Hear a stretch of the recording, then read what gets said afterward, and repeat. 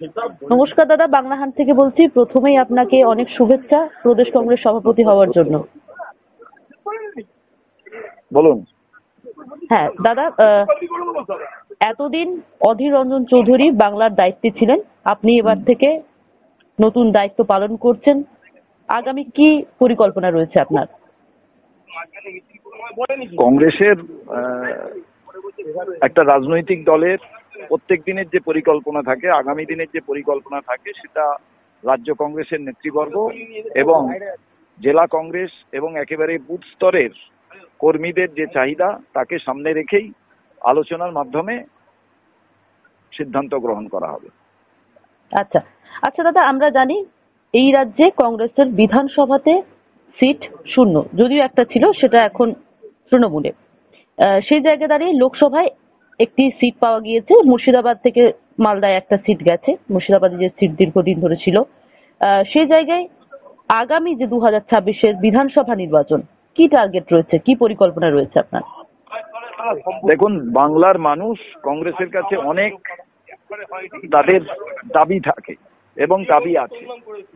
মান অভিমানে কংগ্রেসের পাশে অনেক সময় তারা থাকে না এবং থাকতে পারেনি যারা ভোটার। আমি মনে করি বাংলার মানুষের যে এই প্রত্যাশা, নিশ্চিতভাবে আগামী দিনে কংগ্রেস কর্মীরা এবং কংগ্রেসের নেতৃবর্গ পশ্চিমবাংলায় তা পূরণ করতে পারবে। আচ্ছা আচ্ছা দাদা, এই রাজ্যে বাম এবং কংগ্রেসের জোট, অন্যদিকে ইন্ডিয়া জোট আমরা দেখেছি।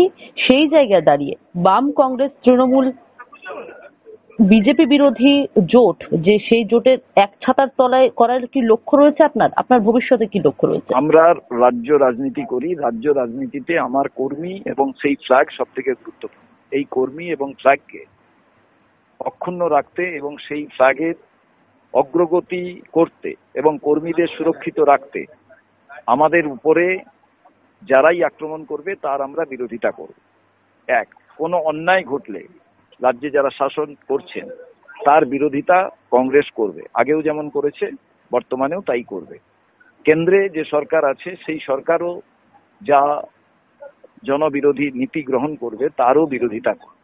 অতএব প্রশ্ন হলো যে কংগ্রেসের ফ্ল্যাগের বাইরে অন্য যে ফ্ল্যাগ থাকবে সেই ফ্ল্যাগের বিরোধিতা আমরা করব, সবটাই কনস্ট্রাকটিভ। কারণ কালকে পশ্চিমবাংলায় যদি শিল্প করার বিষয় হয়, আমরা নিশ্চিতভাবে রাজ্য সরকারকে সহযোগিতা করব, কিন্তু শিল্প করার জন্য যারা আসবেন তাদের উপরে অত্যাচার হলে তার বিরোধিতা আমরা চরমভাবে করব। আচ্ছা আচ্ছা, কেন্দ্রেরও ঠিক একই। তারা যদি সাম্প্রদায়িক শক্তির আরো বেশি উত্থানের দিকে নজর দেন, তাহলে তারও বিরোধিতা চরমভাবে আমরা করব।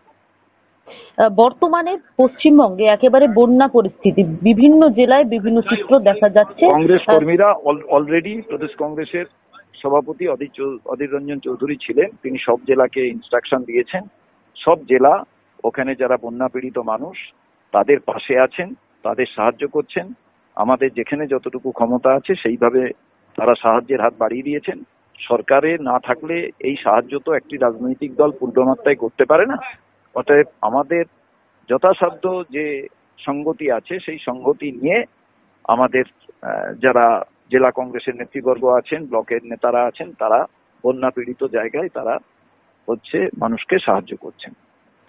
ডিভিসির পুরোপুরি বিরোধিতা করছে রাজ্যের মুখ্যমন্ত্রী মমতা বন্দ্যোপাধ্যায়, সে বিষয়ে কি বলবেন? দেখুন, আমি সবে দায়িত্ব গ্রহণ করেছি, তো এই যে কিছু কিছু নীতিগত প্রশ্নের যে বিষয় আছে, রাজ্য সরকার চালাতে গেলে কিছু গরম গরম কথা রাজ্য সরকারকে বলতে হয়, কোনো সিদ্ধান্ত গ্রহণ করতে হয়। এই বিষয়ে আমার কিছু বলার নেই। আমার শুধু একটাই বলা, বাংলার মানুষ কোনোভাবেই যাতে কষ্টের শিকার না হয়, এই বিষয়টি রাজ্য সরকার এবং কেন্দ্রীয় সরকার দুজনকে দেখার প্রয়োজন।